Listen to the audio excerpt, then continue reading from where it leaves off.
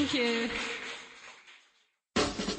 Welcome to the Simon Parkes Connecting Consciousness Show, produced by Ever Beyond Radio and broadcast on Wolf Spirit Radio on the first and third Sundays of the month at 7 p.m. UK time. Simon actively encourages you to join the conversation by using the Ask Question menu link at the top of the page at wowwowwolfspiritradio.com/listen. Please come early to ask your questions. Now, on with the show. The next 2 hours will be full of debate, interview guests and up-to-date news. Please join Simon in playing an active role.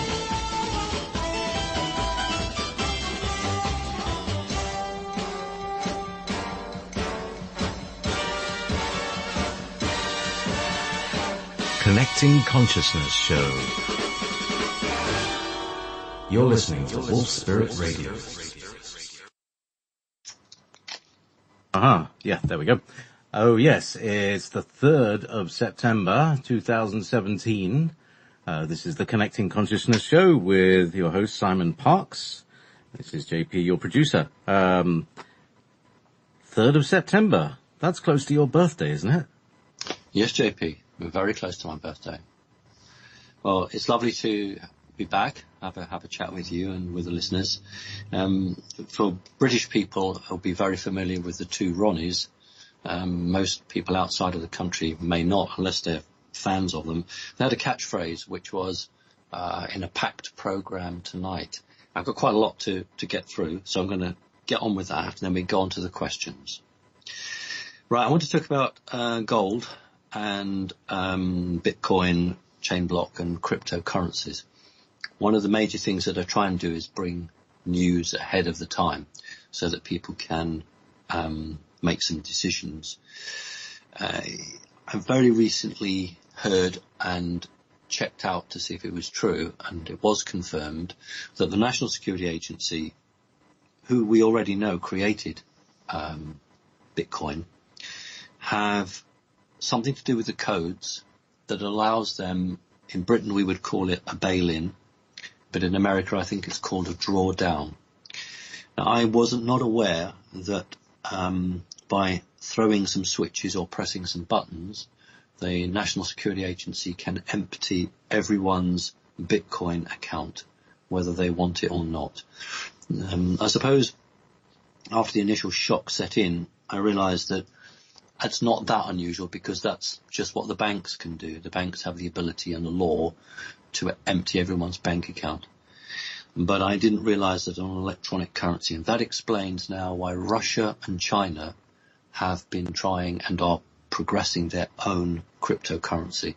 So my warning to everybody is, if you are going to invest in blockchain or any form of cryptocurrency, and be aware that the National Security Agency have both the technology and the right in law, never mind moral right, but the right in law to empty your bank account electronically. So that's a really important thing. There are a number of people now moving to gold, and I've always said that gold is, a fairly safe fallback position, but with the caveat that there are a very small number of people who manipulate the gold prices.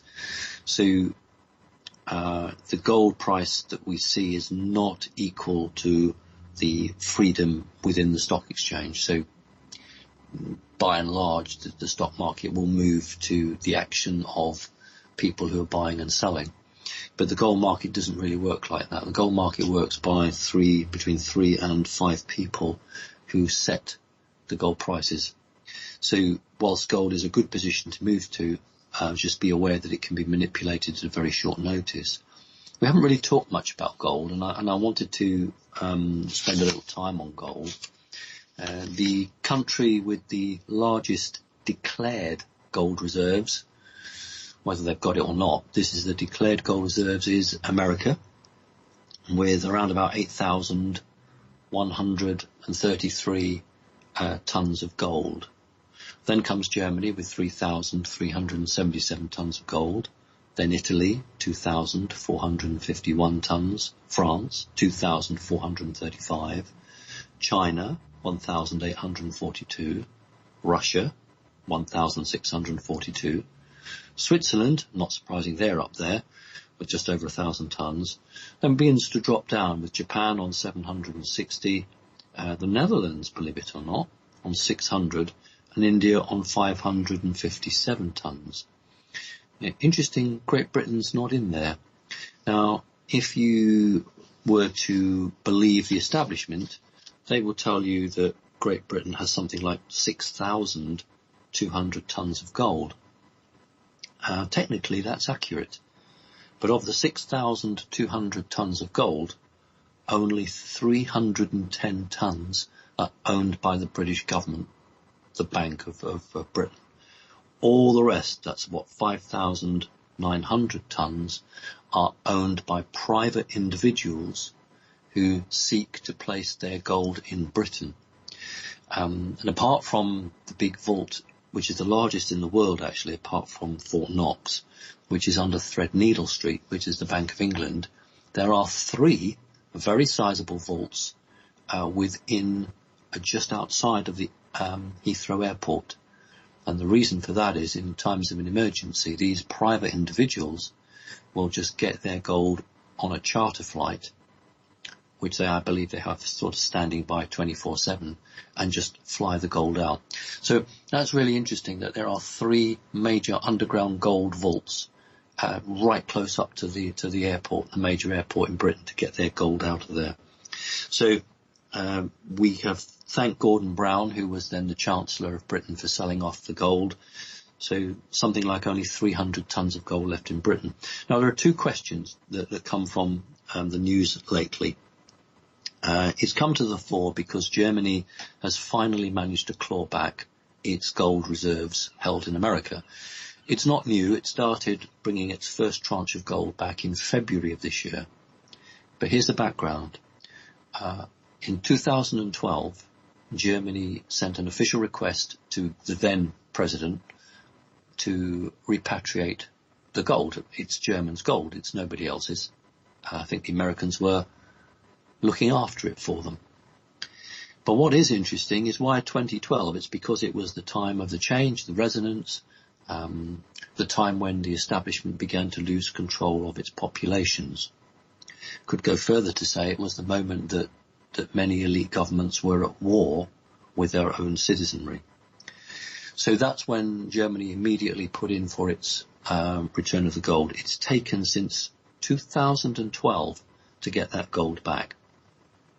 Now, Sputnik, which is the Russian news agency, and actually it's got a base here in Scotland, would you believe it? Not far from you, actually, JP, although it's further south. This is, without question of a doubt, it's the mouthpiece of the Kremlin. I wouldn't even doubt that. But that doesn't mean that the information it gives is false or wrong. And Sputnik actually put forward a very interesting point, that it has taken since 2012 for America to return the German gold because they didn't have it. And it's taken them that long to buy gold from elsewhere. And I suppose the Germans don't care as long as it's of the same value and the same weight. So the question is, why has Germany asked for its gold back now? What do they know that many other governments don't know? Why did they feel they needed the return of their gold? There was 1,200 tons of German gold held in America, and incidentally there's 432 tons of German gold held in London. Of the 3,370 odd tons, half Germany is going to move to Frankfurt. That's where they're going to set up their enlarged stock exchange. The question isn't really, why did Germany want their gold back? The question is, how is it that in the world, Germany has the second largest gold reserves, only beaten by America? In 1945, Germany was bombed to bits. The Americans, the British, and to a lesser extent the French, were swarming all over what became Western Germany. The mighty Russian army, many millions of strong, were all over Eastern Germany. The country was on its knees.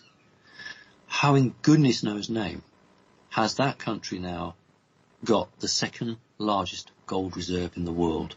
There's something not right. So I wanted to bring that up and say to people that watch the gold price As we go into October, that'll be very interesting. Okay, second bit, I want to talk about the meditation.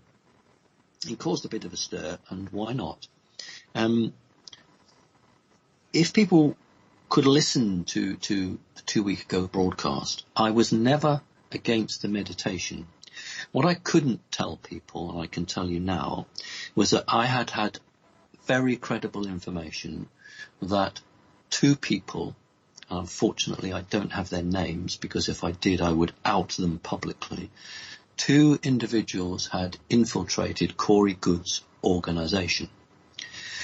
The attempt was to use the meditation which Cobra, Corey, Connecting Consciousness, many people were going to be involved in.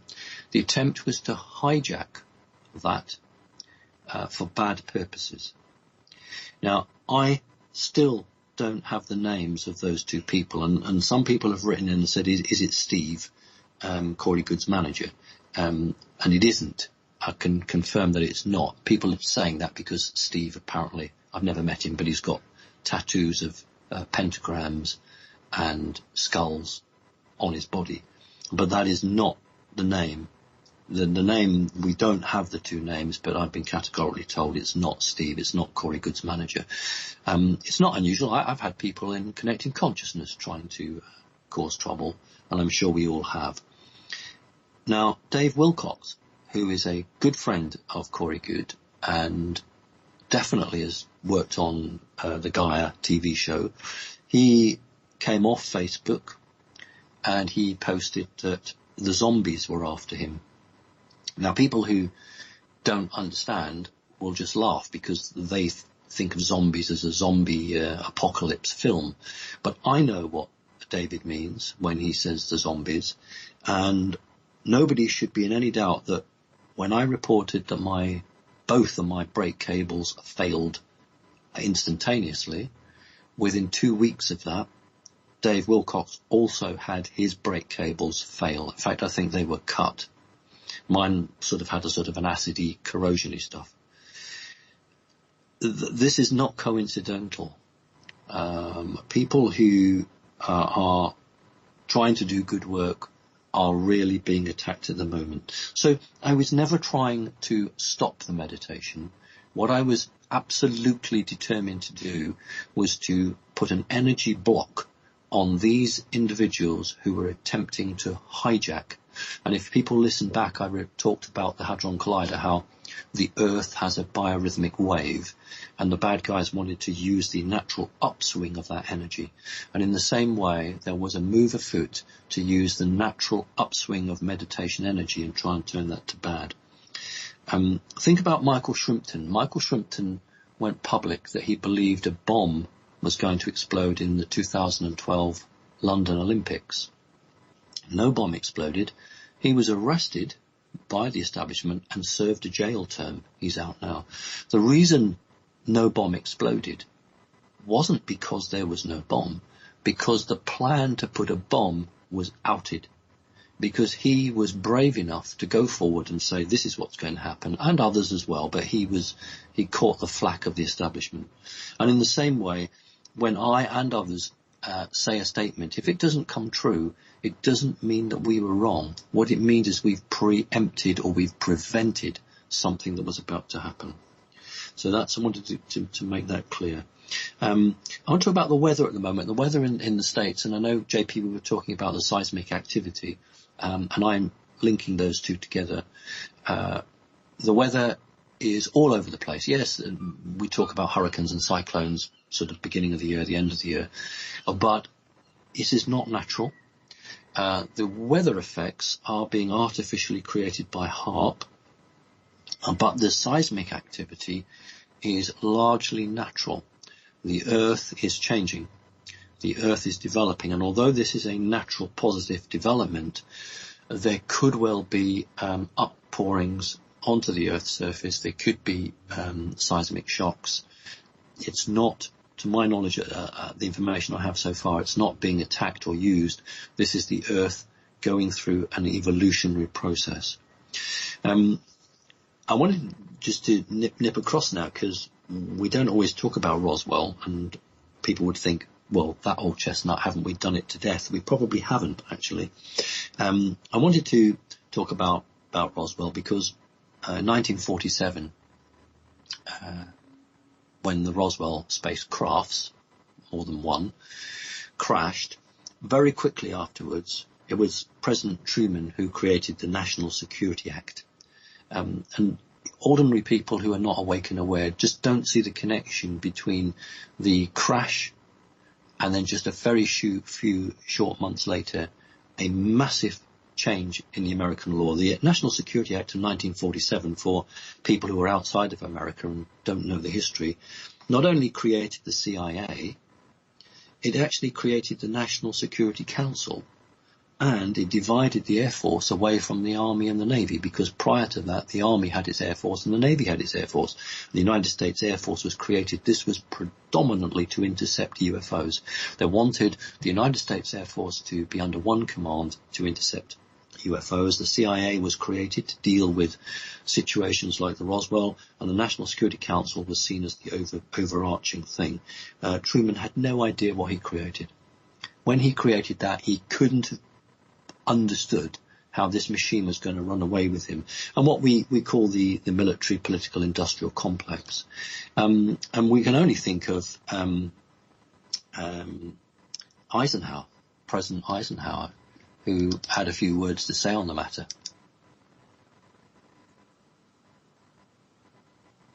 Simon? Yeah, can you hear me? Yeah, you just had a few words to say about that, and then you went silent. Can you hear this? Yeah.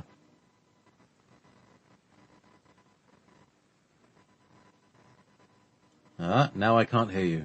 We're getting a bit of interference, I think. Maybe it's mentioning the military-industrial complex. That's right, yeah.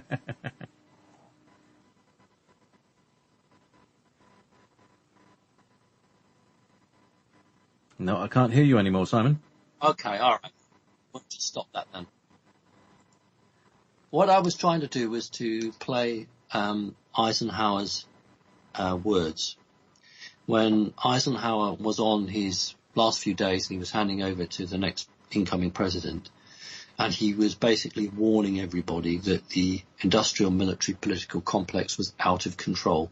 People in America will be very used to that and they'll know about that, but people outside of that won't. And I'm linking that back with Harry Truman, who created the beginnings of an arm of intelligence which was separate from the president.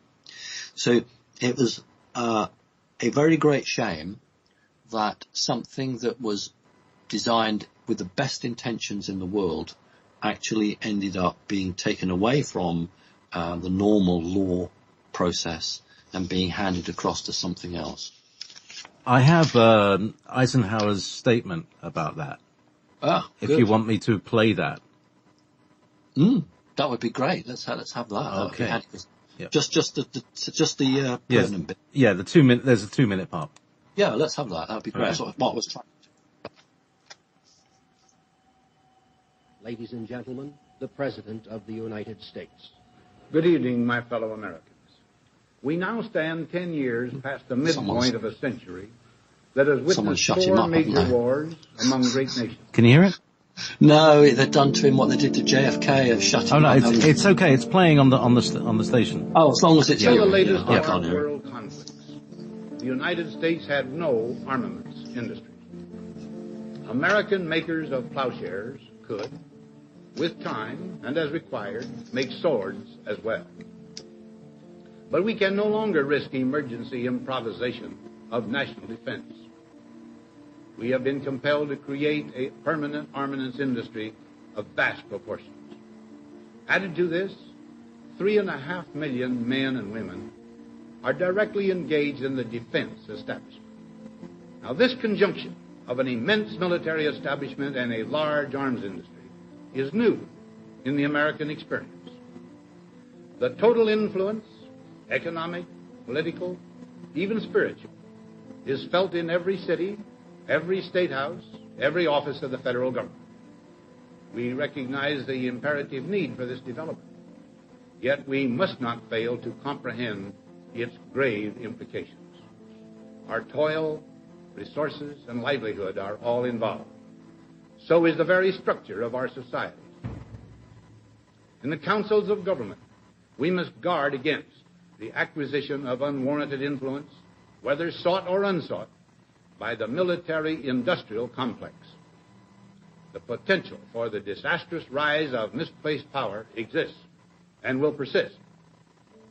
We must never let the weight of this combination endanger our liberties or democratic processes. We should take nothing for granted.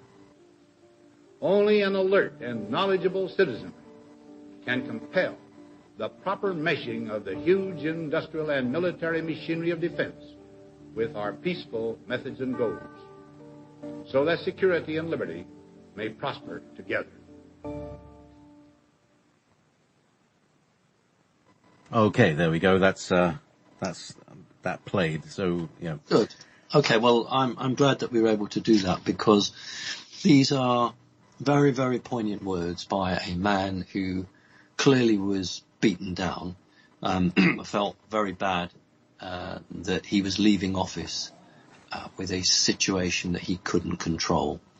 And it must be very hard for good men or women who go into politics, as I did, and you see the corruption around you, and you do your best to try and change it, but in the end you think, well, I've got to get out of it. And so he did. So I commend those words because they were heartfelt and they're as true today as they were then. Right, I want to go on and thank people who have so kindly donated and kept this show on the road. Thank you to Sandra, Jennifer, Candice, Tom, Rudolph, Marion, Neil, Florin, John, Stefan, Linese, Michael K. Thank you, Michael. I need to give you a call. I haven't forgotten you. Jana, Virginia, Theodore. Thank you, Theodore. That was really kind. Juanita, Christian, Life Knights, Julius, Natalie, Joanne, Shirley, Sarah, and this one I really love, Healthy, Wealthy and Wise. What a great name. Jana, Benjamin, and then Chinese symbols. I guess the person didn't want me to use their name, so just the Chinese symbols.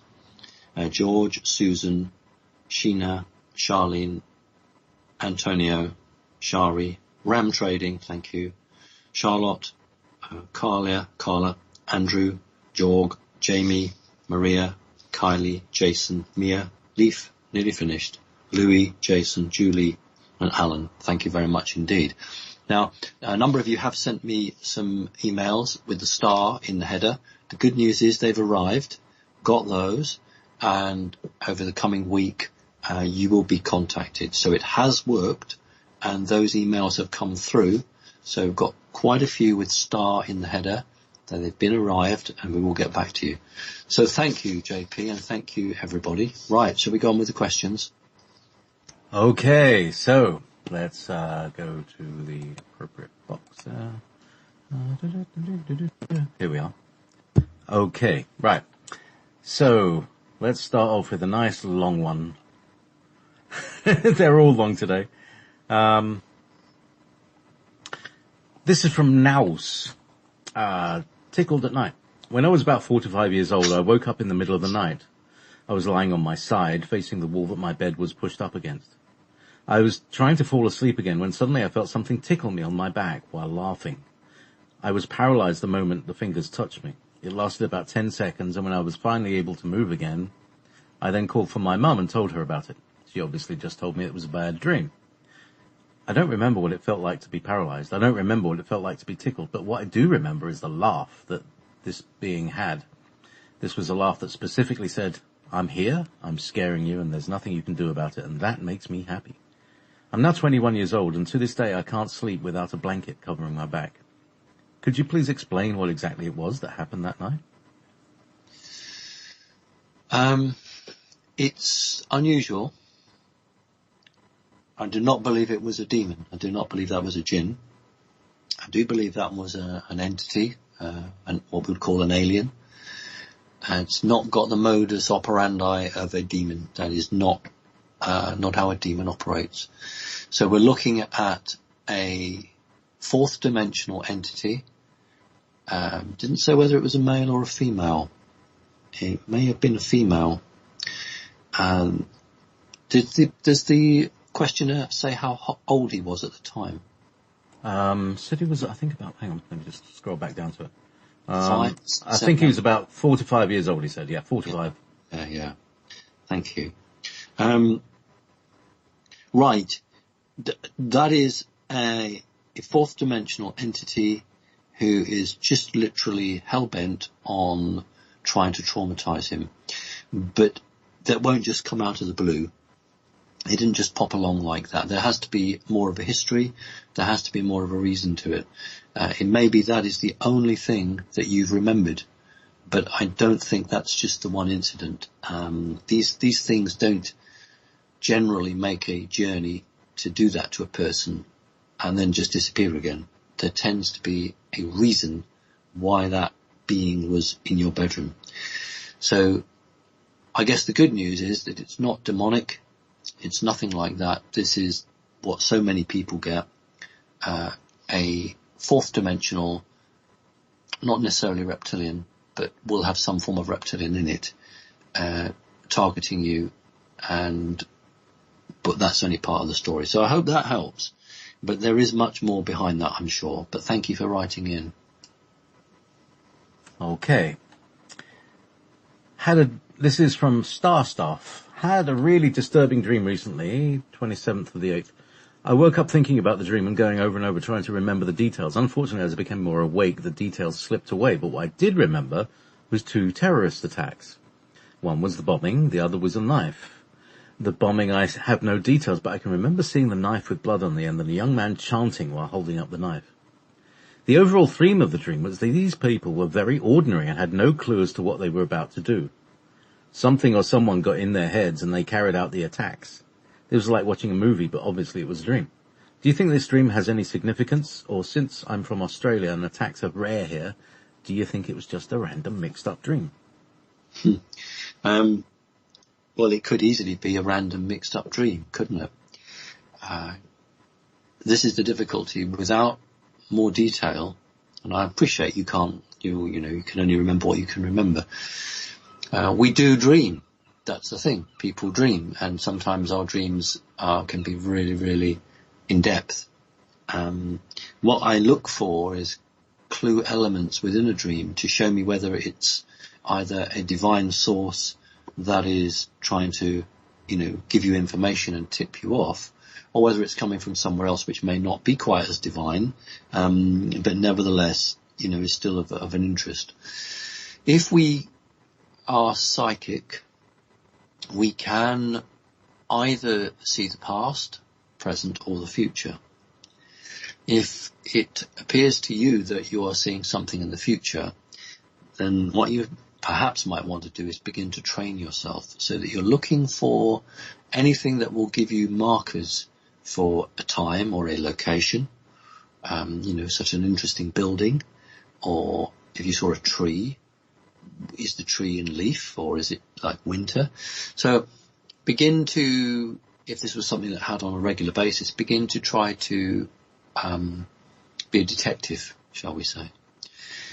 And I appreciate that. That's pretty difficult, and that may be the only dream like that you ever get. So I'm not going to write it off and say, look, come on, you watched the news, you got shocked by the news, you went to bed and you dreamed. I'm hopefully too sensible to just write off stuff like that. But I think that without more detail and without the chance of having more information, the jury's out. We don't know whether that is.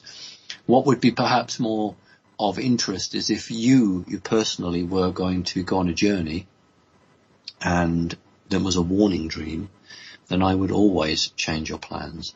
So what you've seen is a terrorist attack. You may well have connected with a crossover into this realm of a projected attack or something that's already happened. But you can't speculate unless you've got more information. But thank you for sharing it. There are lots of people, that's all I can tell you. There are lots of people at the moment having these sort of dreams. You're the fifth person who has told me they've had this connection. So that's why I'm not just saying to you, look, man, it's a dream, forget it. I'm saying to you, be ready, because you may get another dream, then become a bit of a detective. So thank you for not just asking me that question, but for alerting other people, because if other people get that dream, then maybe, you know what, we can coordinate something and get some idea of what's going on. Thank you. Be good to have some kind of dream database. From Nuck Joris. Now, this is there's a personal question here, and he says, if this is a subject you do not wish to talk about, fully understand if you don't want to answer it. But in the past, you've stated you're able to shapeshift. You've also said you will not do it on camera in order to prove it. But could you please explain to us if you mean that you can do a full body shapeshift and tell us what it feels like? How does it feel to shapeshift? And if you did go public and shapeshift on camera in front of a large audience, what consequences would you face for doing so? Oh, good question. Thanks for all your hard work. No, I'm happy to answer questions like that. 2 years ago, was it 2 years ago? Last year? Oh, I can't remember. I went to Nottingham to do a conference. And I was up on stage, and I actually said to the audience, you know what, I can shapeshift. Nobody responded. It just went whoosh, straight over their heads. Now, I can't full body shapeshift. No, only reptilians can do that, or full reptilian entities. No, I can't do anything like that. Now, what happens is my eyes can change. That's actually quite common for people. People who've got a fair bit of reptilian in them, their eyes can change. Now, I don't do it publicly because for people who don't understand, it's too much of a shock. They would either just say it was a, CGI, some trick of the camera, etc., etc., etc. And those that did would just run screaming to the hills. And that's not what I'm about. I'm about educating people. I've always said that we should never judge a person because they have some reptilian in them, or some grey in them, or this, that, and all the other. We should judge people because that's what they are. And the problem with this 3D planet, even amongst people who call themselves awake and aware, is they're too ready to judge, to look at a stereotyped image, to tick a box and say, this is that and that's that. When I said what I said a year ago, I wanted to start a debate. I wanted to challenge people's perceptions of what is right and what is wrong. Sadly, the audience didn't respond to that, so I just let it go. So it's a good chance to answer the question. What would happen to me? I would suggest that it would start a big debate, and that would be very interesting. No, I can't change my arms or legs or anything like that. I have met 7 people to date who can physically change part of their body. 5 of them are in the States, and the other 2 are in Britain. So they physically could change this, so their arm would become scales. Absolutely. Just like chicken scales. Very fascinating. But no, I sadly can't do any party tricks like that. So it's a good question, and thank you. All right. What changes about your eyes? Well, they can become sort of ovally and move to one side. So, it happens from time to time. Have you heard of a TV show called People of Earth? No, that's a new one. It is a new one. It just came out this year, and it's about an abductee support group. Okay. And it's a comedy. It's like one of the guys from The Daily Show is in it. And there is a shape-shifting, well, he's not a shape-shifting actually, he's just wearing a mask, a skin mask. Okay. And they have a grey and a Nordic and reptilians and an AI. Okay. Who, for our regular audience, the AI's name is Eric. Just to make things a bit strange, because I have a spoof AI, a spoof alien called Eric character that sometimes comes with, so it just got a bit strange. So anyway, meanwhile, back in... Before Go ahead. What's interesting there is it would be fascinating to know who was the director or who produced or who wrote that, because I don't believe you wouldn't produce a show like that unless you were under orders to do so and the budget was there. Specifically with AI, I mean, that is so hot topic. Yeah, greys, I can understand that, and to a lesser extent reptilians. But remember when I went on the breakfast show, they wouldn't even allow my drawing of a reptilian. They refused to air that. So here we've got a show where someone's got a reptilian mask. Now, the problem with these things is it's all about poking fun and not taking it seriously. This is the way the media's got the brief. The brief is you've got to disclose in a soft way, but you've got to do it in a humorous way. That is the brief. So they can't sit down and do a decent, straightforward documentary because that's too hard-hitting and too realistic. So what the media has been told to do is to wrap it all up in a joke. So it neither does one thing nor the other. It neither turns people off nor does it educate them. And that is probably just about right what the media on this planet is available for. So I always say to people, yeah, watch something like that and have a jolly good laugh. But remember what the establishment called the alternative media, or some within our own group. But really it's the truth movement. We shouldn't look on the alternative media as the alternative media. It is the truth movement. It is the only media giving you truth. Yes, I know there's lots of disinformation, etc., but by and large, individual organizations trying to provide a clear understanding of what's going on the planet, they're not alternative. They are the truth movement, and I would like people to start using that phrase.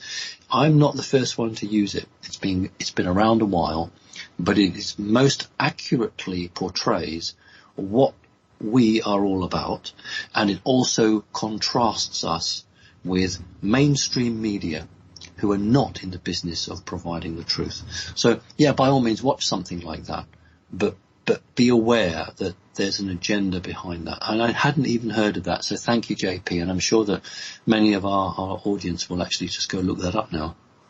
Yeah, I mean, it's a very light-hearted view of it, and obviously a very serious thing.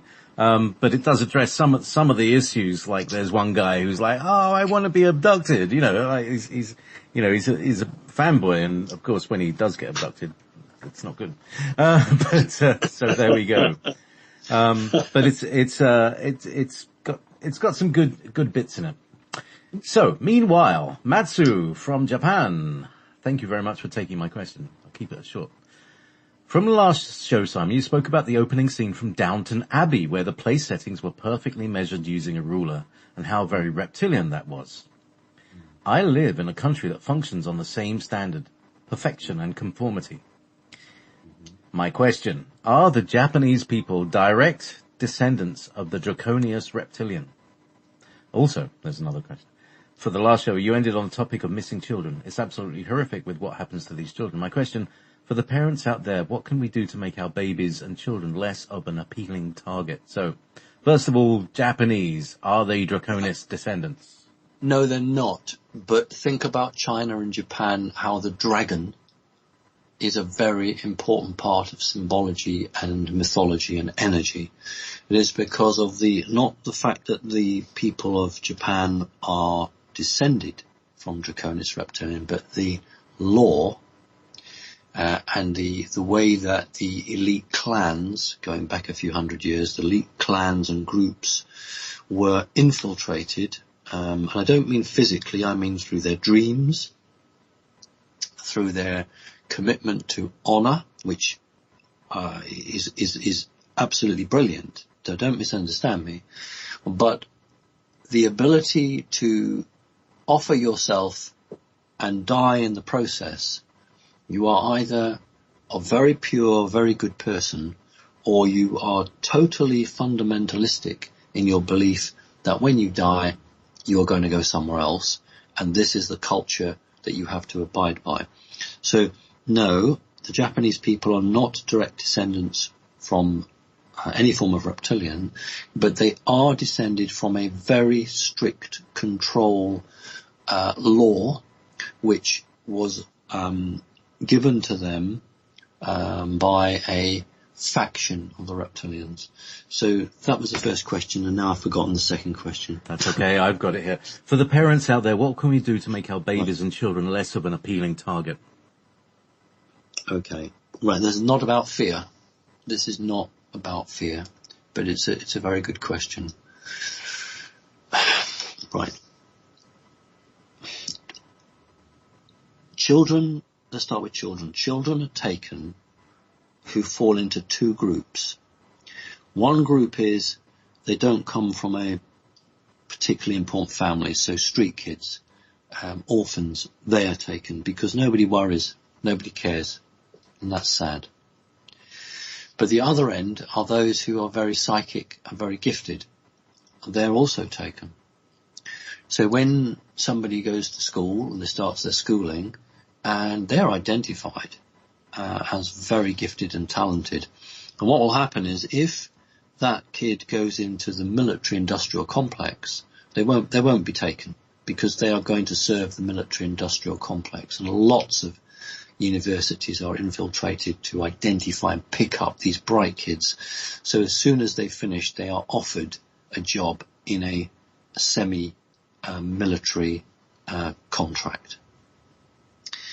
In terms of babies, the babies that are taken are those that, again, are come from a bloodline or have come from an abused family relationship. What can you do? What you can do is look after your children much more than I see people on the streets. You know, I see people walking on a pavement with a 4 and 5 year old kid. In the United States, they call it a sidewalk. And, you know, when my kids were small, I would position myself between the road and the sidewalk and the pavement. So if the kid ran, then they've got to get past me first.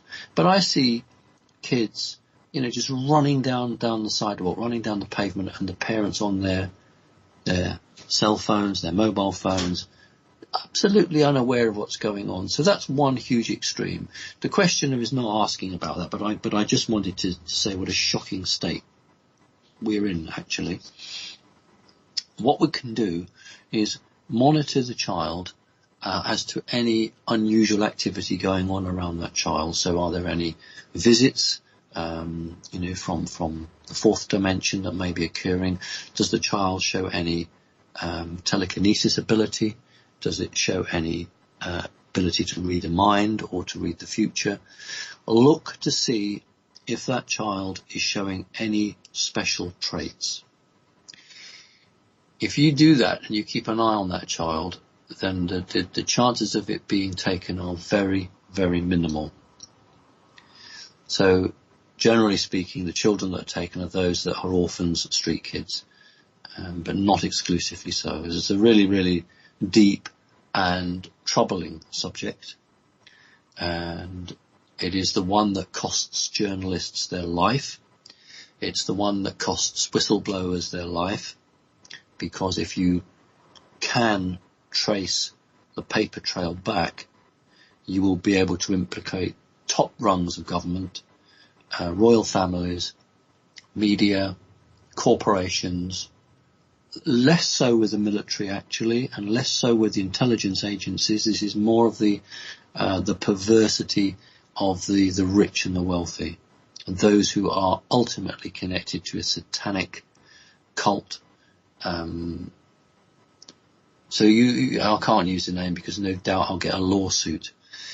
But there's a very, very big theme park, perhaps the biggest in the world, and it's not widely known. There are tunnels under that theme park, and it's not widely known that plenty of children go missing in this theme park and are never found again. We can't mention the theme park because, as I say, the way that the world is at the moment, I'm sure I'd get a writ. So just don't let kids out of your sight during crucial times. You put your kid into a beauty contest. You have no idea the dangers that you're bringing forward, or going on to television to sell things. It's not the harmless, easy thing you think. That information can and sometimes is passed to others. So just be your normal good self, your normal good parent, and the likelihood of something happening is very small. Thank you for your question.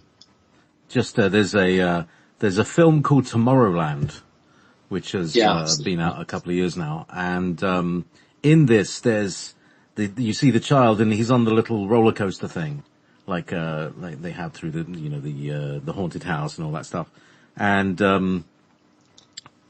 a gate opens up and he goes down underneath this particular land.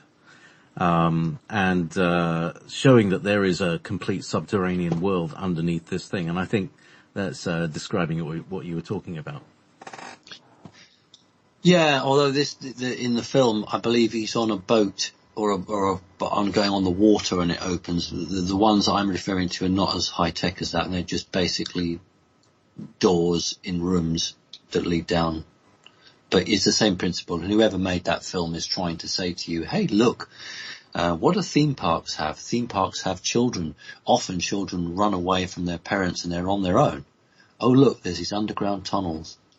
They wouldn't give us the figures, but I would dearly like to have the number of missing children from theme parks around the world, because parents will report them to the police, and the police are obliged to do something about it. But something like over 10 years ago, the authorities stopped coordinating the numbers of missing children because they were ordered not to. So if you've got one state in America or one place and they report how many children, you try and coordinate those figures. You try and get an overall figure for a country now.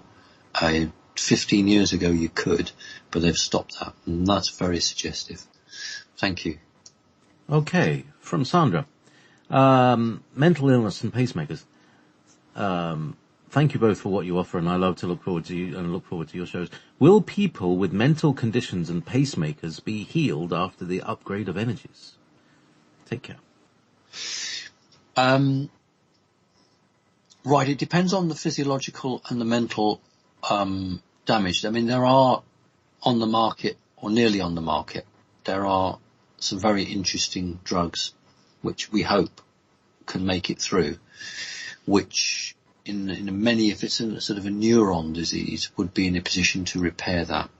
Literally, there are drugs in the pipeline which, if the system changes and would allow these drugs out, then there'll be some revolutionary changes.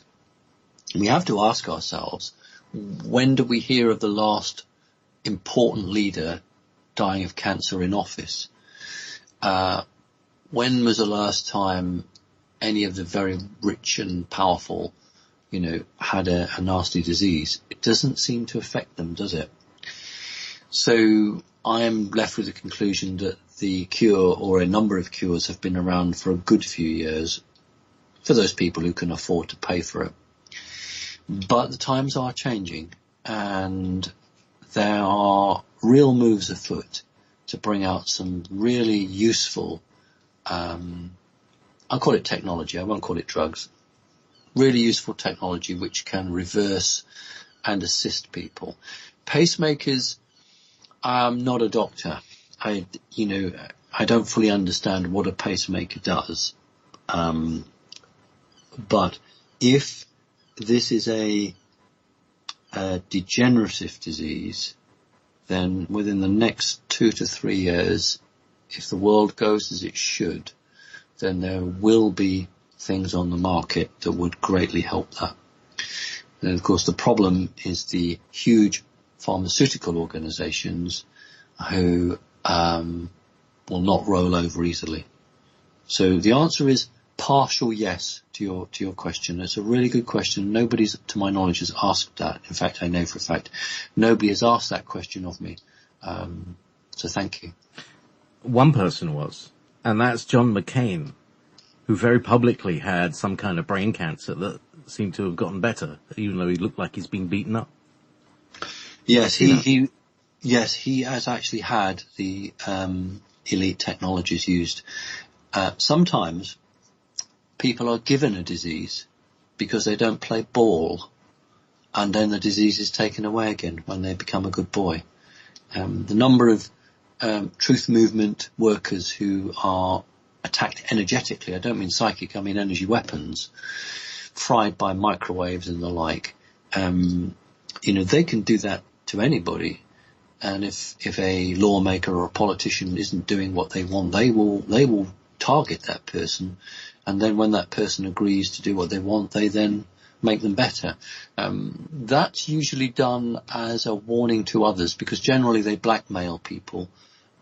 So that's why politicians generally don't fall out of line, because they'll be blackmailed.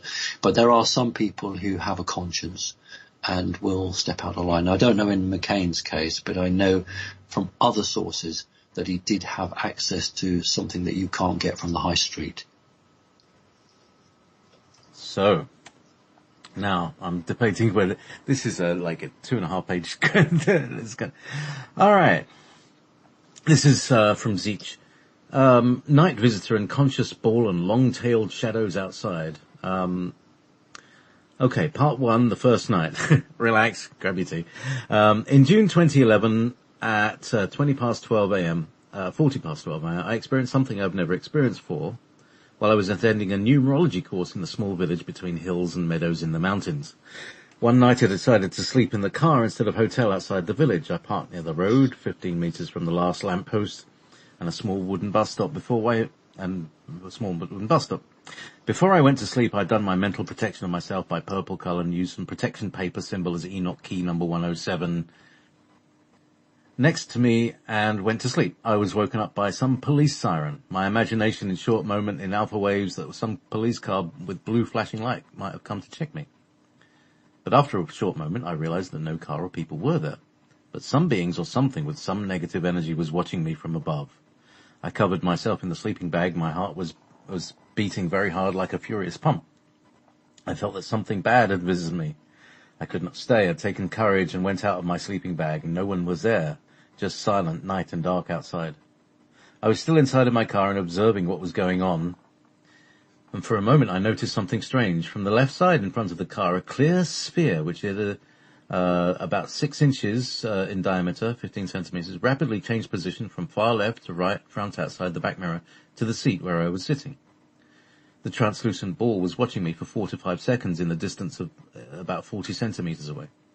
I thought that some scanning device is watching me. I focused on it, and after a very short time was gone in the similar way as it came to me. After that, it took me 20 minutes to calm down, refresh my breathing, do my energetic protection, check the time, go back to sleep again. When I was telling this story, my sensitive friend told me he felt frightened and seen something with an ugly devilish face. So the question is, what could it be, what was happening to me, and what was the meaning of that? Right. Okay, I'm not at all surprised.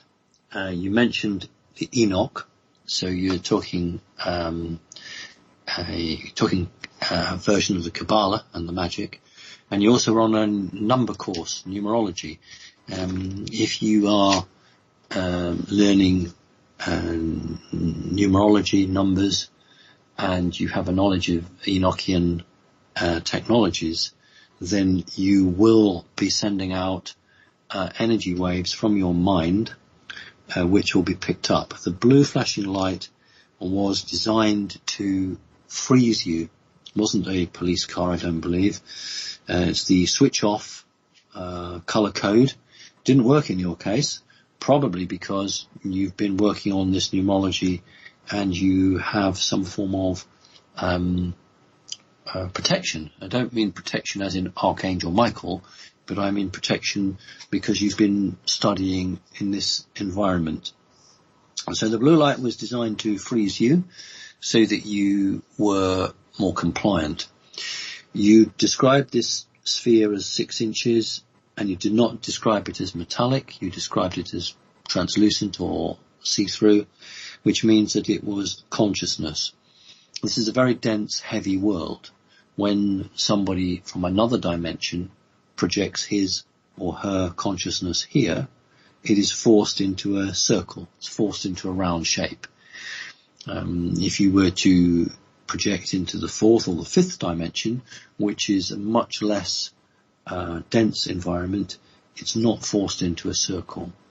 So this wasn't somebody attempting to project their physical body here, but just their mind. Someone has come to check you out.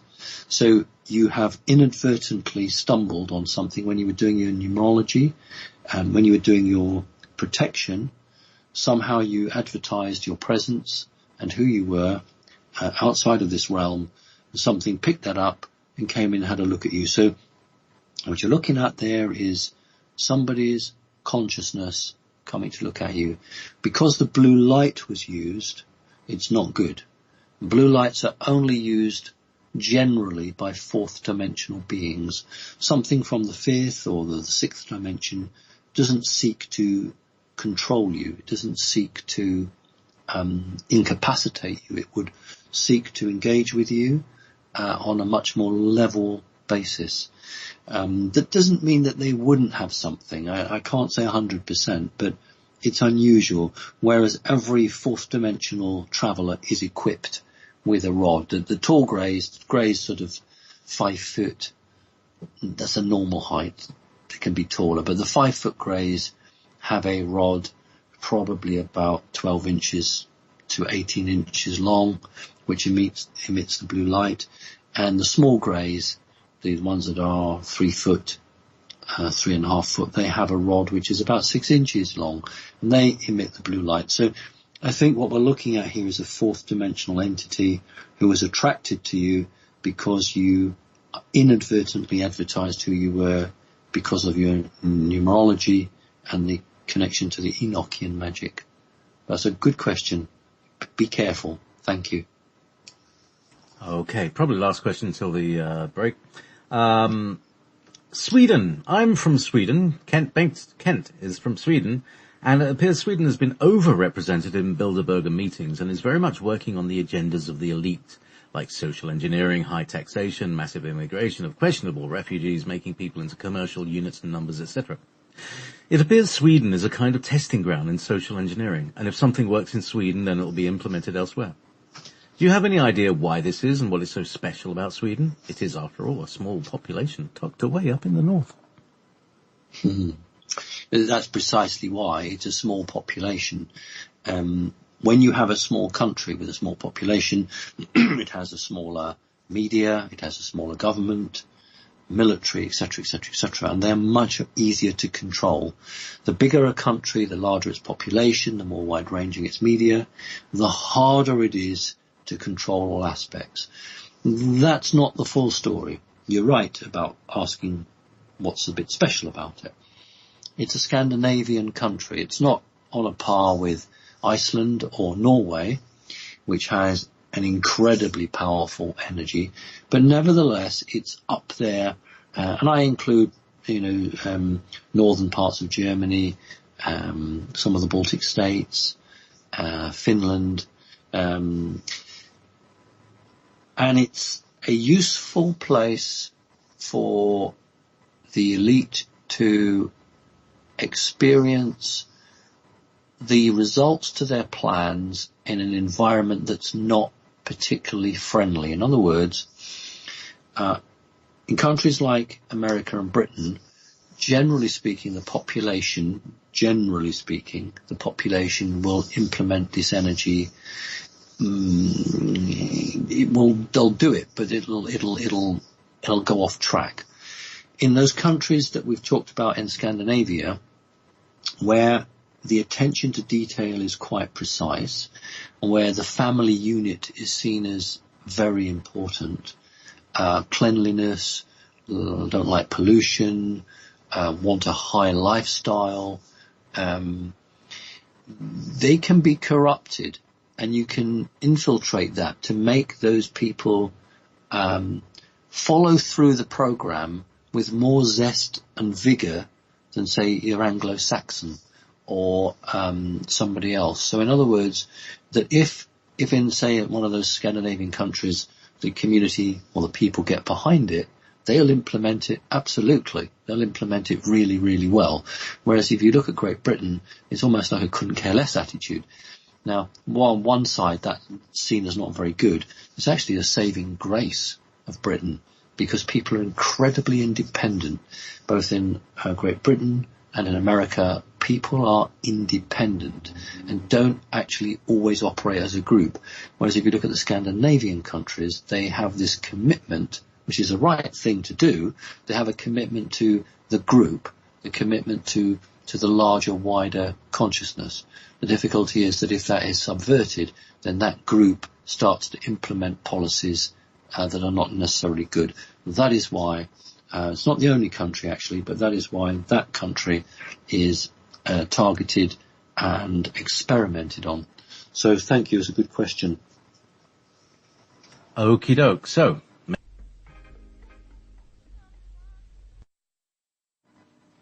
there, Why Can't We Live Together by Timmy Thomas. Living in peace. There seems to be a lot of unpeace in this world. Not only that, but storms and stuff. Simon, do you have any word on all of the terrible things that are going on in America right now? There's like forest fires in the west, earthquakes in the middle, as I showed you before, and then there's this storm, the storm in Texas, but there's another storm coming up the east. Do you think they may be potentially engineered? The storms are. No doubt about that at all. The storms are, the question is whether they can direct the storms to the locations they want. They're notoriously difficult. And often when they create a storm, or at least there's the natural storm there and then they build it up, it goes beyond where they intend it to attack. And the difficulty with it is that it can attack some of the areas that they don't want it to attack. So it can hit some particular locations that they had no intention of harming. But you're absolutely right, JP, that all across the globe at the moment, we talked about the seismic issues, which I believe are natural largely, but the above planet, above ground, I should say, that is all engineered. The weather war is really on. I used a term earlier. I said that the governments after 2012 were at war with their people, and that's a heck of a thing to say. And of course, the mainstream media would immediately jump on me for that, but it's the truth. The truth in the sense that many elite governments projected that they would lose control of their populations. And I say lose control, what I mean by the vast majority of the population would stop listening and believing in what the established authoritative voice was telling them. Never before in the history of this world have so many people in so many different countries switched off from the official line. There was a time in this country, not so long ago, that a prime minister or some lauded gentleman would sit down and say a few words on the television, and the country would come to a stop, and people would just listen to it.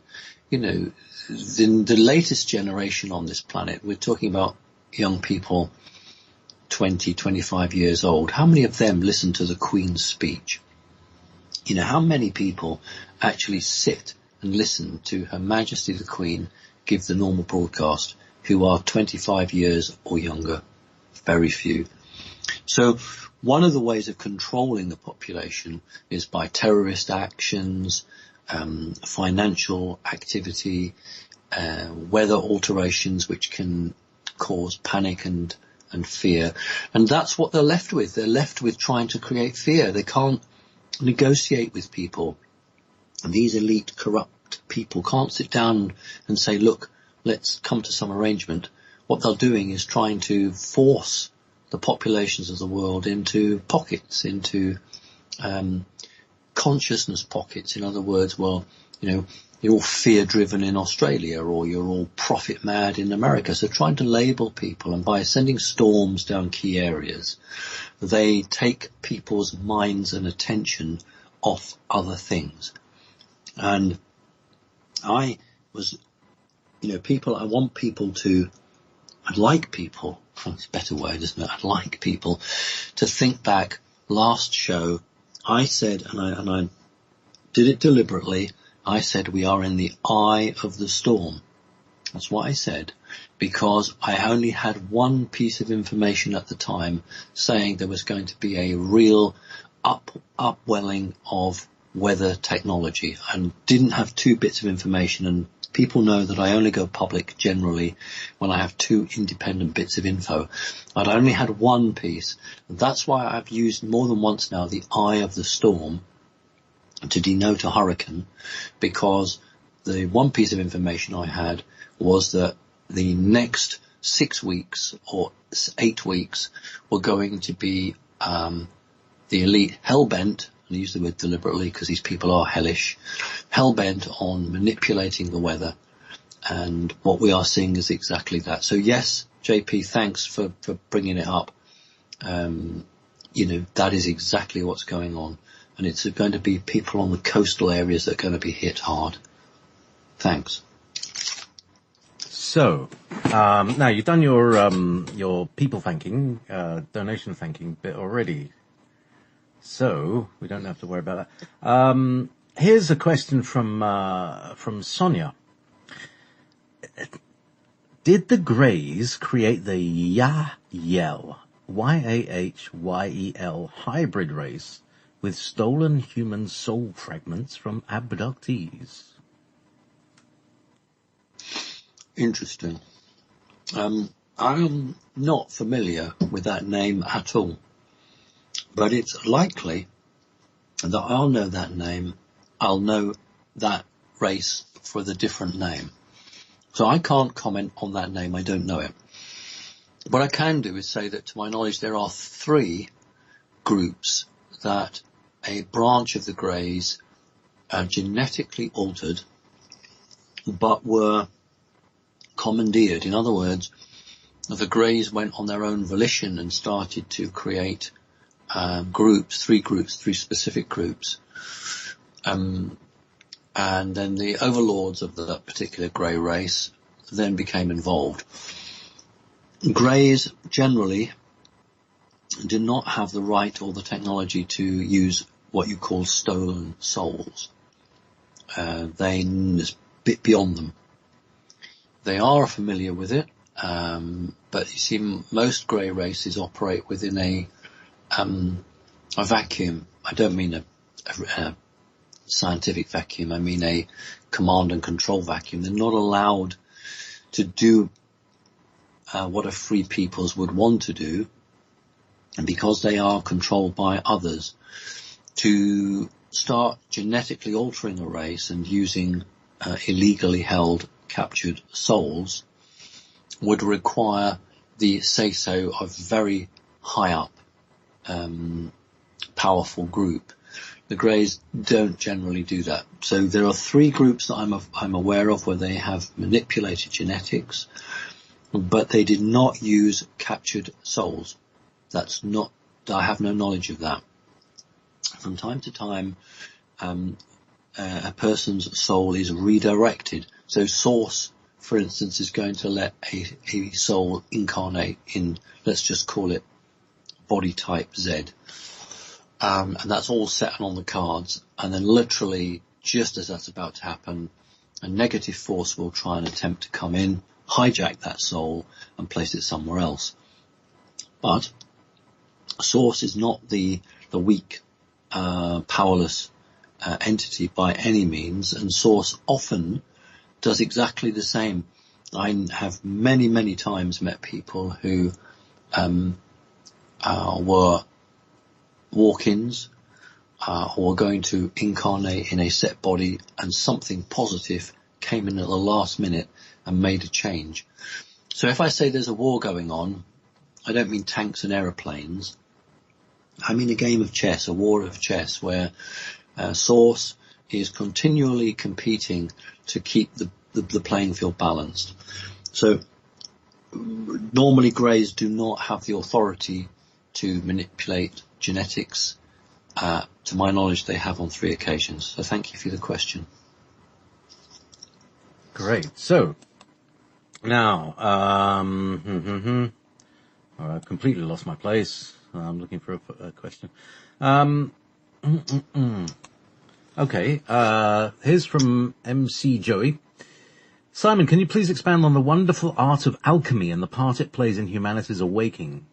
does the alchemical operation of the sun also correspond to the sun's energy shift in this era of humanity awakening and evolving? I've got another question about the sun later, but yeah. Alchemy, the sun. Right, there is a connection. It's not a straight connection in terms of solids. Alchemy, or the Philosopher's Stone, as it's really called, was what seemed like an impossible search for the impossible elixir of life. And we only have to think about how it's represented in Harry Potter, J.K. Rowling's Harry Potter stories, where the Philosopher's Stone is a little bit of a play on this. But you're talking also about the sun acting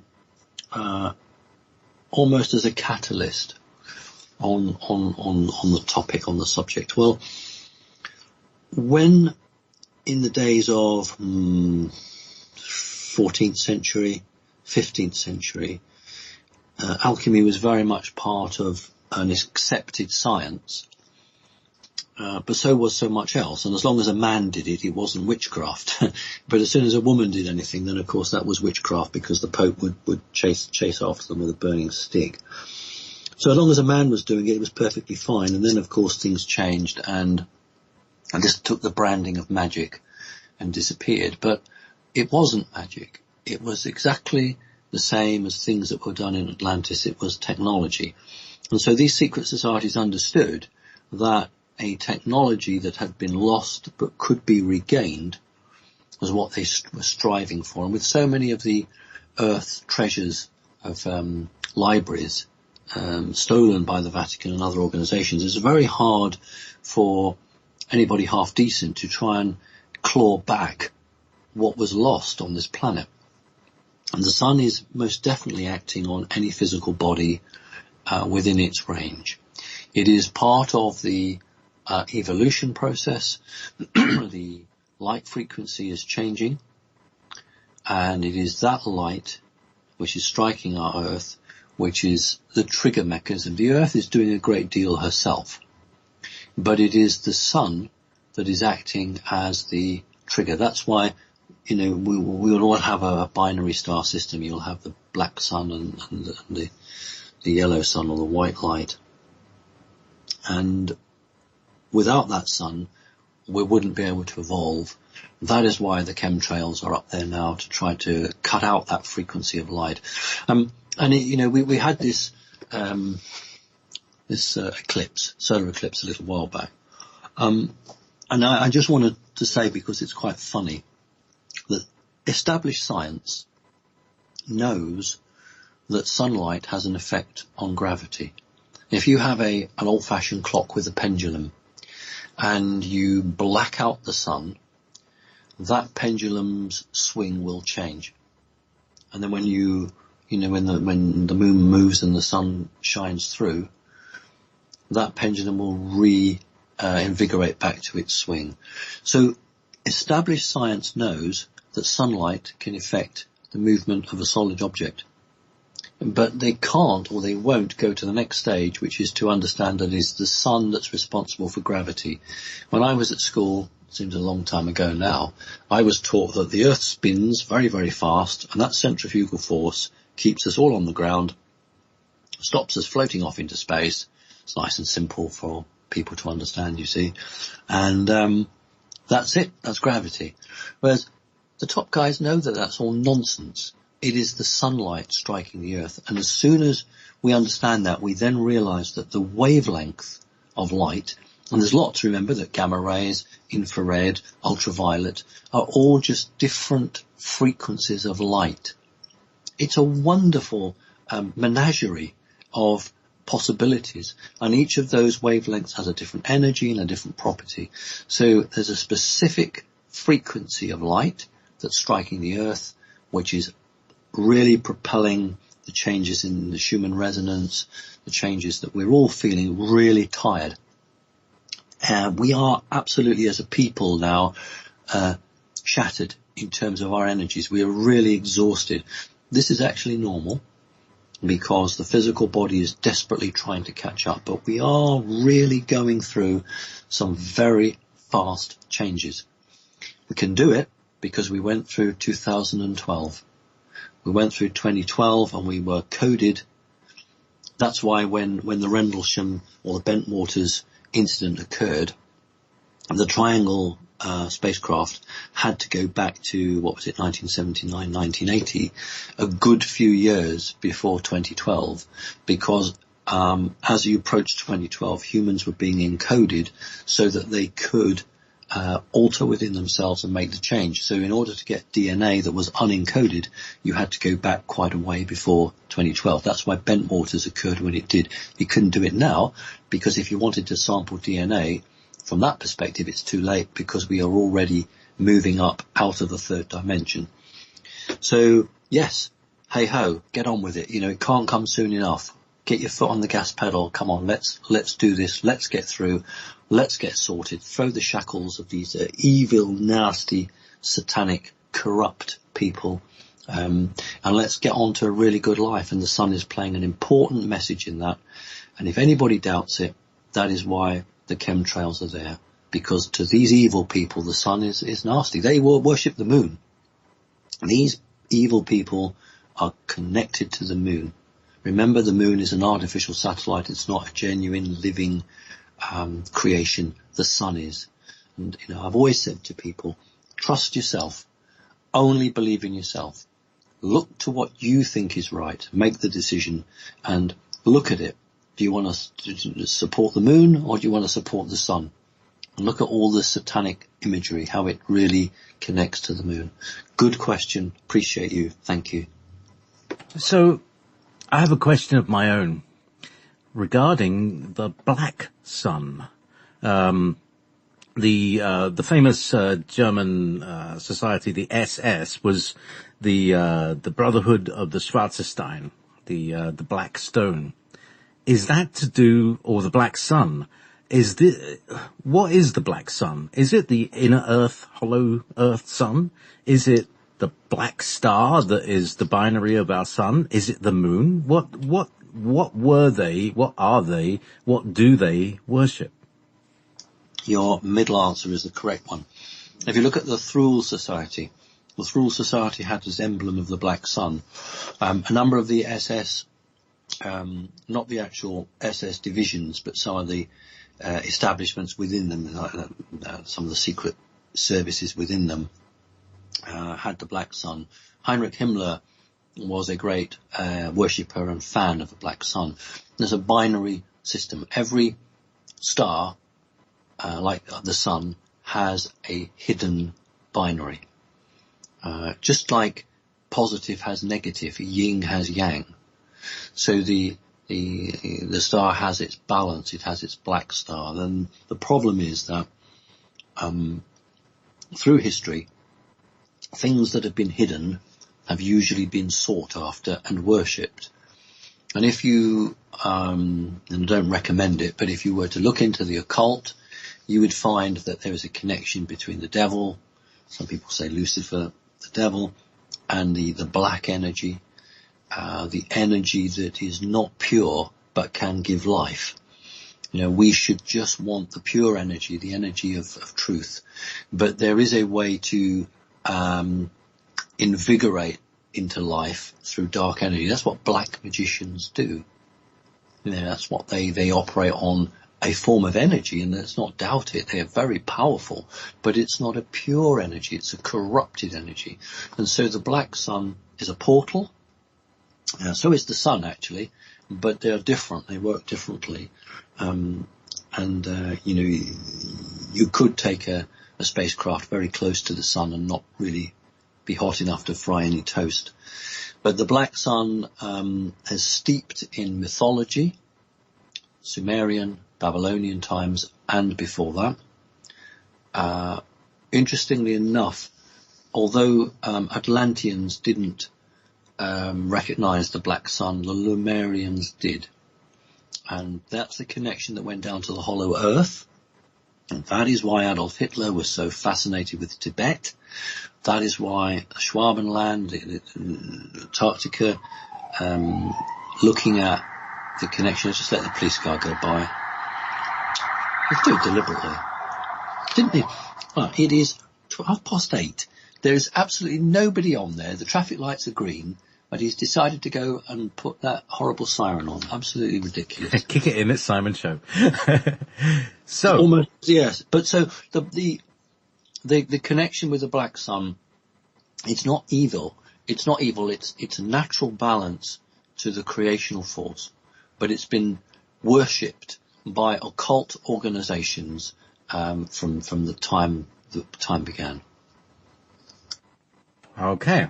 So, dear Simon, this is from Rose.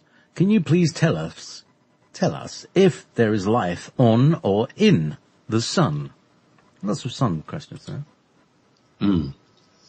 No, there isn't, but it is possible to pass through the sun.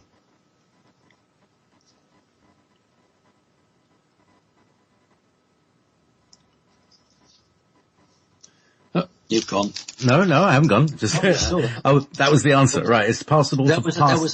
There was a very large static click. Oh, right. And I thought I'd lost you. Right, so my answer is no, but if you had the right type of craft, you could actually pass through the sun.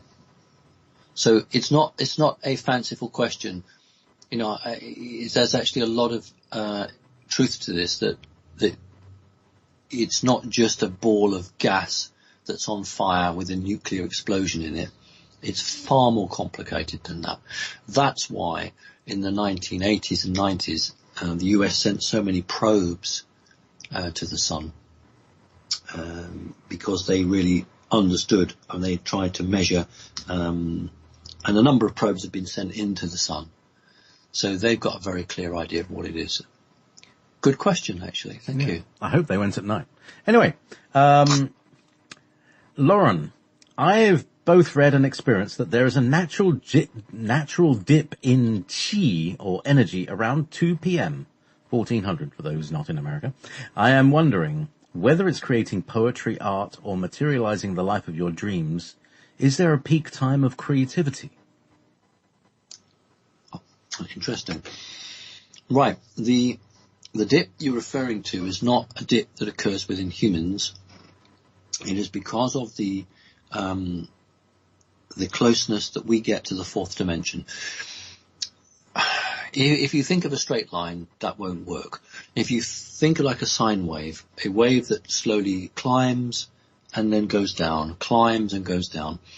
And if at the top end of that is the fourth dimension and below it is the third dimension, as the sine wave moves up, it gets very close to the fourth dimension before dropping down again. Well, at 1400 hours, in actual fact, it's between 1400 in the morning, I'm talking about 02 o'clock a.m. and 03 a.m. Between that hour, we are the closest to the fourth dimension, and this is when most things can try and come through, or we can experience most.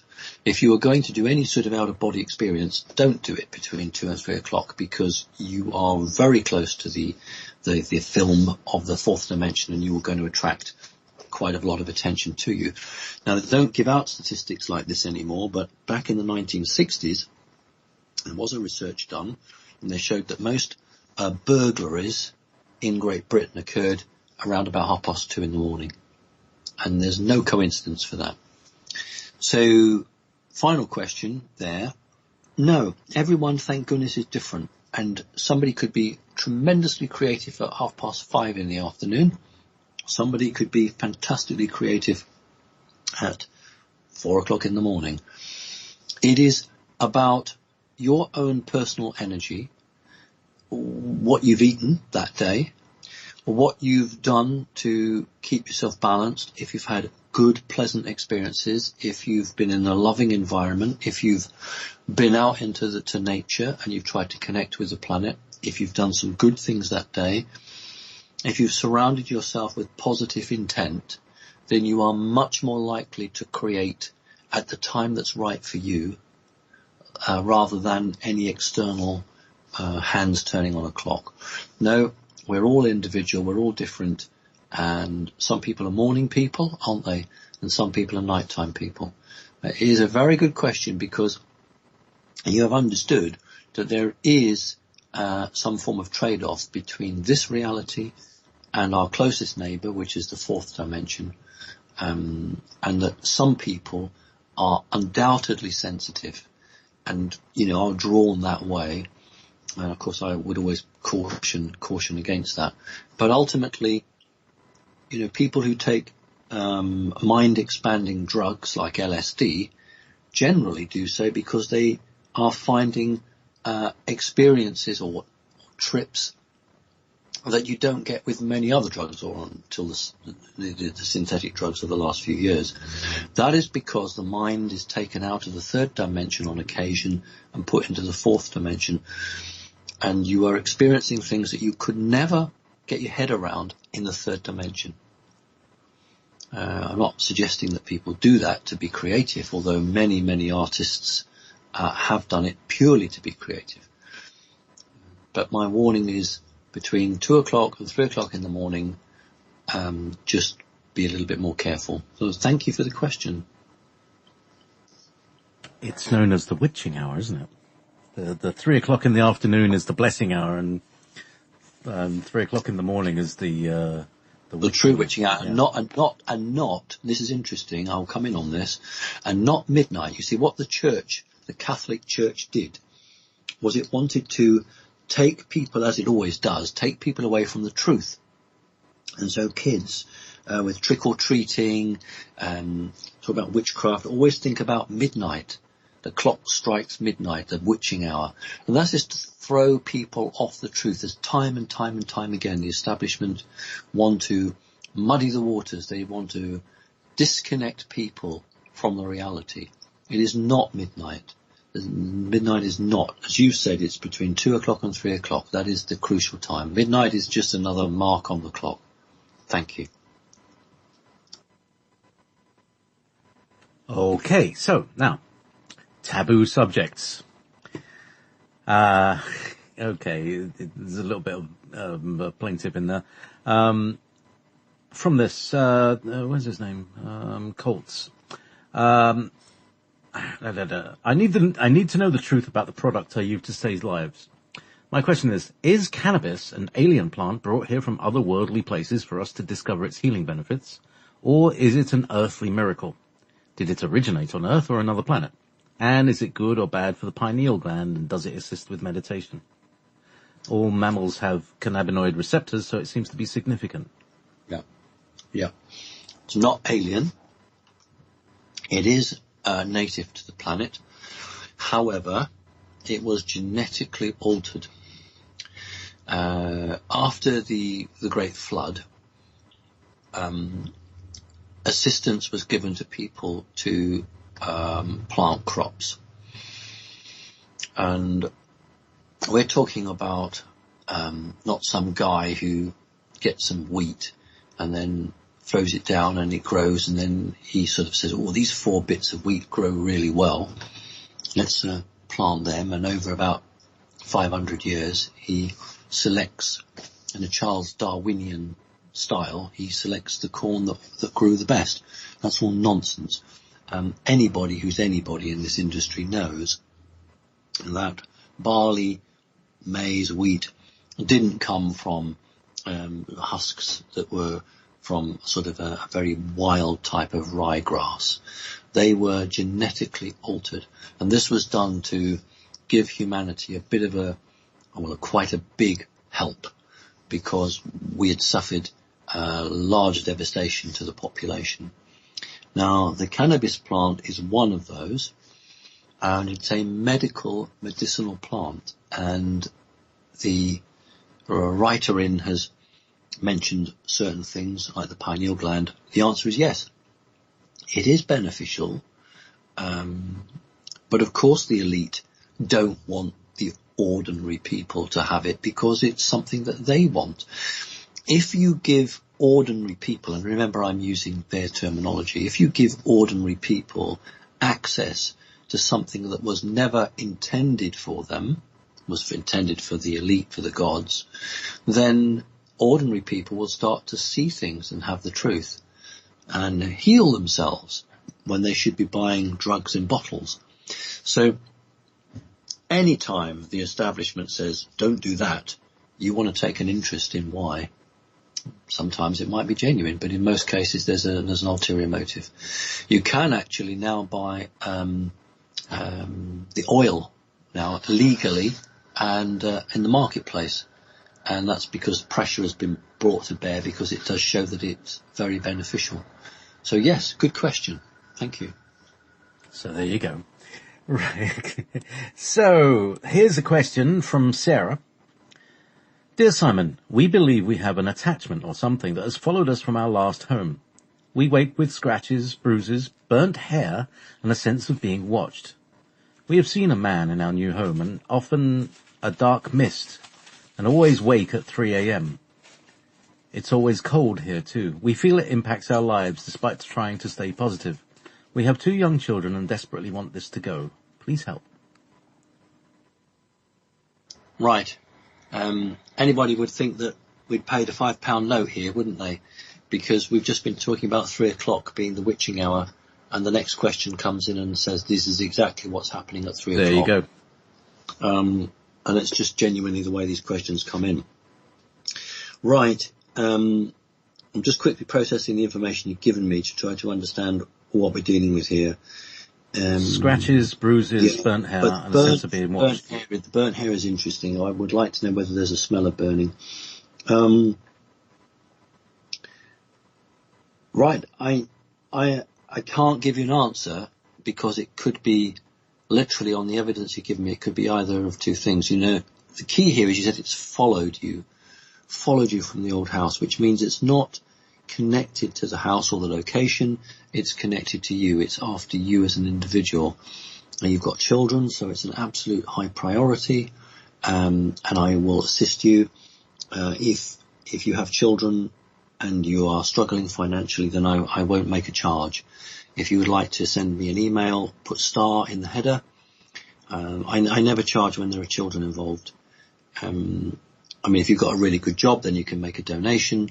But if you're a bit struggling on the old finances, then I will do this for free because I don't like children being hurt. So correct me off an email, star in the header, and it will be added to the others and it will be prioritized. It is reasonably serious because this thing is following you. And we need to understand, or I need to understand, because it's only me that does it. I need to understand why it's doing this. But based on the bit of information you've given me, it could either be a demonic force, or it could be a purely simple reptilian creature that's hell-bent on torture. So either way, get in touch with me and I will get rid of it. Thank you. Okay, now from Ashley. First of all, thank you from the bottom of my heart of all that you do for humanity. I've been listening to your interviews for over 4 years now. What are your thoughts on sacred geometry and the Merkaba? I have more specific questions, but I would like to hear your thoughts on this subject. Right. Thank you for staying with me for 4 years. That's quite something. Thank you. I look back and I've been going now for 7 years. Although I didn't sort of really kick off until more recently, but yeah, it's in some ways it's gone by really quickly, and in other times it's, oh wow, we're still at this level. Although we have made progress and I'm really pleased. Right. We've got to be very careful that we don't blanket something as being evil because we don't understand it. You set themes going, you see. If you put something on YouTube and you get behind it, and you can make something out to be evil when it's not. The Merkaba,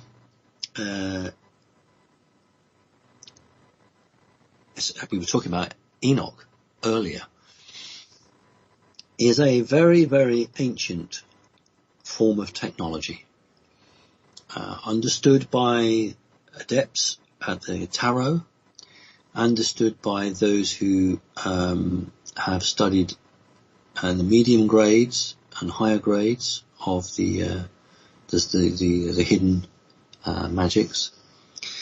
It is not evil in itself, no. But it provides like a generator, an immense power stroke opportunity. I won't use the word portal, but it provides the ability for he or she who can manipulate the energies to turn what could be quite mundane magic into something that's quite powerful. So the Merkaba is not evil. If you're a good person and you access it and you use it, you create good energy, good magic. If you are evil intent, then you will create evil magic. The difficulty is, and we have people like Solomon who weren't overly nice, and others who have accessed that power and have a bit of a reputation. And so anything to do with that has got a bit of a bad taste to it. But the true answer to your question is no, it's not evil. It's he or she who crafts the energy. If they are of good intent, no evil can come of it. Thank you for your question. Okay, from Mandalika, New York. Hi, Simon and JP. The light brings me to you. After listening to one of your previous recordings, I feel I could be a cat being. Though an animal lover, I'm specifically drawn to cats and take care of all neighborhood cats, concentrating on the weak ones. Strangely enough, I'm equally drawn to King Tutankhamun's narrative. Would you say this could be some significance to my previous being? Looking for answers, and thank you so much for all the work you do, and much merit to you both. Yes, broadly. I can't just say yes 100%, because there are some people that just love rabbits and just love snakes or eagles for no other reason than they just love them. But you've added the extra bit there about Tutankhamun, who actually, he used to write poetry as well as law. People don't understand that. He was quite learned. Without a photograph, I can't give you a definitive answer, but if you want to drop me a line, then I can do a Skype with you and I'll tell you straight away. So generally people who are connected to cats do so for a number of reasons that are both on planet and off planet. But I would suggest that on balance, on the little bit of information you've given me, the answer is yes. I would go along with that. But until I could have a proper look at you, I couldn't say for sure. But yeah, why not? Yeah, why not? Thank you. Good question. Okay. So, dear Simon and JP, this is from Steinout. My question is about soul fragments. I had a dream a few years ago before my awakening that I was Ulysses S. Grant. I didn't do or see much as him, but I just knew I was him. It was somewhat strange feeling in retrospect, but at the time felt very natural and real. So recently I've read about him, and it turns out we're quite similar. Receptive type, very blue eyes, excellent with animals, as well as a shared love of spending our free time happily drinking whiskey by the bottle. I have reformed a bit. I'm 5'6", he was 5'8", so seems fairly close. Photo comparisons is fairly close too. I believe my soul is Pleiadian to some degree. He was born April 27th, 1822, and I was November 8th, 1983. At first I thought the dream was just my imagination, but then thought maybe it was just an experience to get me thinking in order to awaken. But then considered I could actually be him. But now I'm maybe part him. Or something. The breaking apart of a soul seems like a violation of natural order or law, but apparently is common. How and why do souls fragment? And did I experience someone else's memories because we share some soul energy and that provided a link to the memory? Are the fragments just energetic copies of the original, or does the original soul actually break apart? No, you're losing me. How and why do souls fragment? Right. No. It's a more interesting question than that. Absolutely, you could be Ulysses H. Grant. Why not? Unfortunately, with the joke about everybody believes they're Napoleon has so many people set themselves up as psychoanalysts. The reality is that two things can occur. The soul of that individual has to reincarnate. If it's going to come back here and recycle, it has got to go into a body. So it's got to be into somebody. It's a bit like the state lottery or the national lottery in Great Britain. Somebody's got to win it. So somebody has got to be X and somebody's got to be Y. If you feel, without a question of a doubt, that you were that person, then believe in yourself. You know, that's how people have these past life memories. You know, I have, not hugely, but a number of people who have like been moved beyond words when they've read a passage, or they've been to a location, or they've seen a gravestone or something, and they've realized that they are that person, that soul from that person is in their body. So it's absolutely perfectly possible. And if you believe that to be the case, then that is who you are. Of course, you can't go around saying that widely because, you know, you'll just be put into a safe house. However, you talk about soul fragmentation. I talk about the Christ consciousness. When there was a move to try to counterbalance all the evil that was successfully consuming humanity, the Christ consciousness was spread out over the planet to, like seed dropped from a packet, to try and grow in different people, not hundreds of thousands of people, but thousands of people. And that's different from the soul of Christ coming into that person. It is a connection, a bit like the divine feminine, where a person can have a connection to that individual, can have flashback memories, but is connected via a feedback, if you like.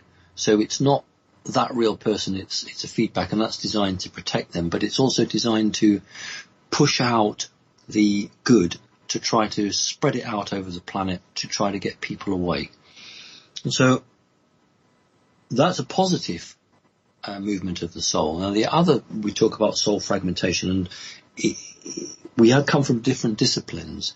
So a shaman would talk about soul fragment retrieval in a way that I wouldn't understand, because I would look at it as a split alternate personality. But the training or the cure that a shaman would have is not dissimilar from what I would do with an individual who had what a shaman would call a fractured soul, or a piece of the soul that was lost. And they would go back to retrieve that split soul, or that fragment of that soul. But I don't work like that, but the result is the same. So when we start talking about soul fragmentation, there are many different types of soul fragmentation, and I can't begin to answer it there. So I've given you the two answers that I think are probably best suited to the question, and I hope that goes some way to giving you an answer. Thank you. Yeah. And ease off on the whiskey. Anyway, there we go. So during this is time travelers question. During a group meditation with about 8 people, we were encouraged to go higher and higher, and suddenly I was in an etheric marble gigantic room with about 5 stairs running roughly half the length of the room leading up to a platform. I was not even as tall as the first step. I saw what I would call a Roman or Greek god-like person dressed in robes to his knees, with a swathe of material thrown over a shoulder, sitting in a type of throne built into these stairs. He looked at me and said, "How did you get here?" And I shouted to him in my loudest voice, because I was so small there, "Are you a god?" But no answer. He turned to his right away from me, and 3 floating beings that I would describe as nymphs appeared flying peacefully across the room. They looked feminine, with dresses that flowed behind them. They joined together head to toe and formed a whirling circle, came around me, and I was picked up off the floor in their vortex, and the speed of whirling went faster and faster around me. This was a lovely feeling, getting this energy. Then, poof, I landed back in my 3D seat. Do you think this being was what we used to call a god? I have wanted to know what the gods really were all my life, but gave up after reading explanations in books that just didn't make sense. This seems to be a part of, Simon, your expertise. Thank you, muchly. Right, thank you. When an individual becomes, you don't mean badly, when they become fixated, or when you become focused on one particular topic and you won't let go, your whole development begins to slow down. And so sometimes a good force wishes to break that deadlock and give you an experience that confirms or denies what you're seeking. So what you're describing there is Olympus, which is the Greek understanding of the gods living in the clouds. What's fascinating is you talk about the stairs being taller than you. So we're always talking about giants. However, there is a downside to this, and that is that quite naturally, what you said, and that was the wrong thing to say. I and others, as often as I can anyway, will say to people, don't give your power to somebody else. Don't invest in gurus, don't invest in, guys in caves and guys sitting on top of a mountain. Just look at something and make that decision yourself. Don't give your sovereignty away to anybody. So when you said, are you a god? What you did was you failed the test, because you acted as if you were inferior to this being. And as a result of that, you had a very nice experience and you were returned back. If you get that opportunity again, and you might do, I'd like you to actually address the being as equals. I once had, many times, but I once had a interesting visit from the being I call Mum, who said to me, and was very keen to make sure that I knew, he said to me, we are all equal. And he said to me, you should never be scared of us. So what he was teaching me was, just because someone's got technology which may be 250,000 years more advanced, just because somebody has the ability to, with their mind, lift an object and send it across the room, it doesn't mean they're any better than you or me. What it does mean is that they've had a lot longer to get their act together. Remember, the human race is a very new race. We are really new. And I think we've done fantastic to get to where we've got. All these other races have been going round and round and round the mill for so long I don't even know. And that's why they've got all those psychic capabilities. But it doesn't mean they're any more spiritually advanced than we are. And the truth is that most of them are not as spiritually advanced as we are. So if anybody gets an experience like that, do not fall on your knees. Do not get down on your knees. Some people do it for the Pope, don't they? Don't do it. Treat this being as an equal. Yeah, be respectful, but don't give your power away. You are a human being. You are fantastic. You are absolutely beautiful. You are one of the greatest creations anywhere. So when you are faced with something that's huge and big and powerful, well, just have a little chat. So I reckon if that happened now, you would be a little bit more composed and you could try and get into some sort of dialogue. But on the positive side, it came to help you. And that is not a negative experience. It shows me that you were so determined to find the answer here that other things were being put on hold. It came in and broke the logjam. I've had that a couple of times with things, and it helps you to move on. I don't think you were hallucinating. I think that's a very real experience, and you're very blessed to have had that experience. Great, thank you for sharing it with us. Okay, now, as a corollary, Zerva Maria Dear Simon, I would like to ask you who was really Greek god Apollo, and what was his name in the Egyptian deities? Thank you, Denise. No, I can't go through that one. The difficulty that we have is because many forms were corrupted, deliberately designed to, as time moves, the human race developed and changed, and it became broadly more sophisticated, although sometimes it went down a dead alley. So what the manipulating force did was to say it was going to give each time frame a god or a set of gods. And as the, because they're all the same, they've got different names, but they're all the same entities. So as you went from Sumerian, Assyrian, Babylonian, Egyptian, Phoenician, Greek, Rome, the same gods just appear time and time again, but they become more sophisticated, or they become more covert. And even scholars, establishment scholars, are not sure as to which god became which god. And if you were to go beyond the Western world into Asia and India, you'll find that many of those same gods, but they are the same gods, although again they've been dressed up for the culture. So I didn't actually study that, and I don't have an interest in it, not because I think it's wrong, but because I came to the conclusion very early on that there's all just the same set of gods anyway, which are not gods at all. They are entities from another dimension who wish to manipulate and control the human race and set their images up, set their special gifts up, and they then created followers on the planet. So you'd have, Isis would have her feminine group, which then became obviously the Vestal Virgins.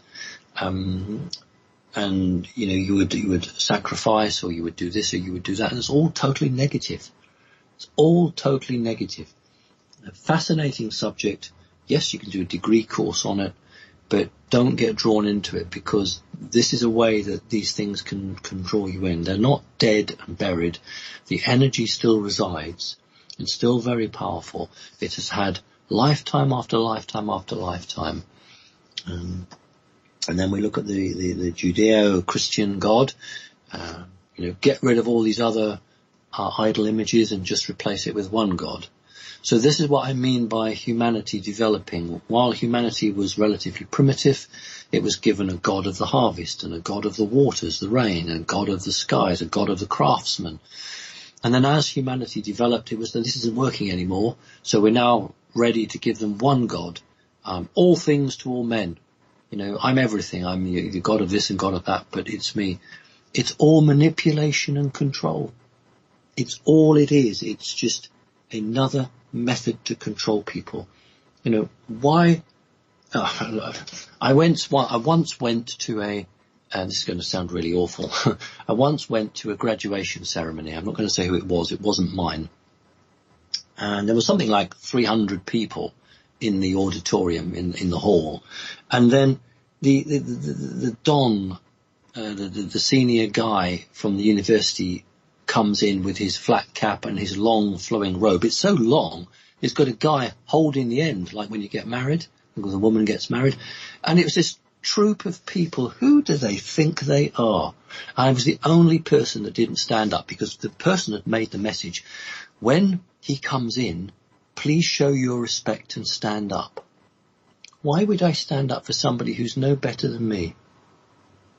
And this is the problem we have. It's all about a control system. It's, in the old days in this country, you used to have to pull your hat, tug your hat when the Lord went past. I'm not preaching revolution. What I'm preaching is freedom. You wouldn't do that in the street. So when suddenly a ceremony, people put on the robes, they invoke great ancient wisdoms, suddenly we forget all our logic and our sensibility, and we just go back into this robotic response. This has all got to change. This has all got to change. So, no, it is a fascinating subject, and I'm not knocking that. I'm just aware of the dangers and the fact that these people are all the same gods, still living today. Their lifespan is incredibly long. So it may not have been the answer you wanted, but I'm sure you could go Google the answer. But it's an interesting question, and I thank you for asking it. There we go. We have to go. We're out of time. Oh, really? It goes so quickly. It does, doesn't it? So, see you in a couple of weeks. Any final messages? No, just the rest period's over now. Be on your guard, everybody. This is it now. Let's see where we go with it. God bless to everyone. I love you all very much. Thanks, JP. Take care.